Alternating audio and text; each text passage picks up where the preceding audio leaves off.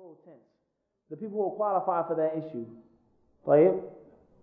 And as a body, qualified as an issue. Those people, and as we go on before, and we say again, and we'll say it again. If Jarh wa ta'deel, if you want to mention Jarh wa ta'deel, la ba's. However, accept it wholeheartedly. And don't take half of it and a piece of it.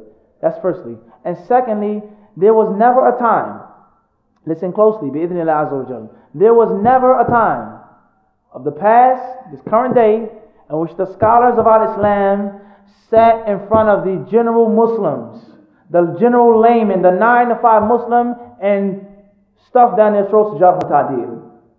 There was never a time. Abadan. There was never a time in which they sat down in front of the general Muslims and said Jarh wa ta'deel, Jarh wa ta'deel, Jarh wa ta'deel, Jarh wa ta'deel. This is a disgusting mistake.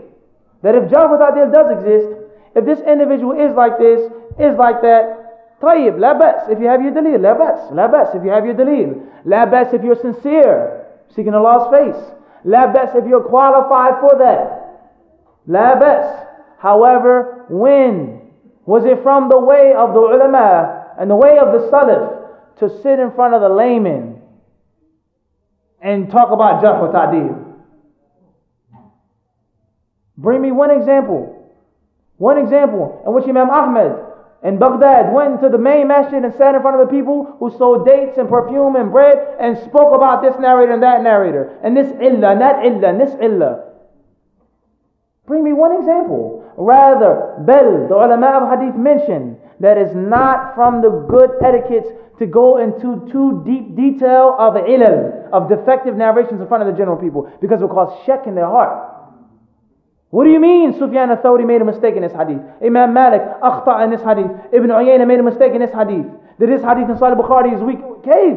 Cause harm, cause doubt in his heart. It's never for the general people.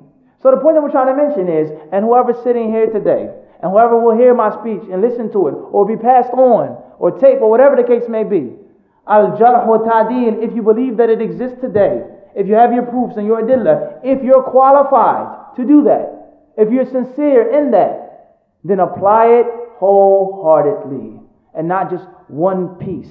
Al-Jarh wa ta'deel is not for some ignoramus, some jahil to speak about and talk about and expound and go into details. A jahil. La. Imam Ahmed was a mountain of knowledge. Al-Bukhari was a mountain of knowledge, and Shaykh Rabi' Hafidhullah Ta'ala is a mountain of knowledge. What are you? So this is a very serious issue. This is a very serious issue. If you're going to apply Jarh wa ta'deel, apply it. But with all of the rules. With all of the qualifications. Not just a small piece of it. Well, then, ikhwan. And if it does apply, then when does al-Jarh wa ta'deel apply to the layman Muslim, the 9 to 5 Muslim? The man who walks out that masjid, he's going to go to work, and he listens to the radio at work, his kuffar women walking around him. Is that going to benefit his heart as a Muslim? Is that going to allow him to go the rest of his day making dhikr of Allah, seeking rizq for his family? Is that going to help him?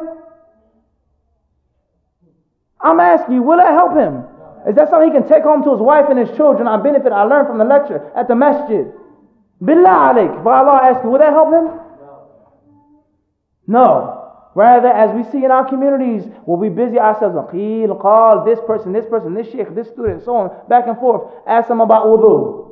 Ask them about salah. Ask them about zakat. Ask them about seerah. I don't know what year the battle of Uhud was in. Naam Umar?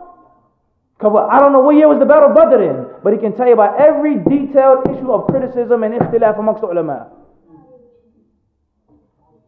Wal-iyadhu billah. So we ask Allah subhanahu wa ta'ala to correct our affairs, and to correct our hearts, and correct our tongues, and to make us true followers of the Salaf, and true followers of the ulama, those who love the ulama and respect the ulama and take the advice of the ulama, and not of those who say it with their tongues, because talk is cheap. وسبحانك اللهم وبحمدك أشهد أن لا إله إلا أنت أستغفرك وأتوب إليك.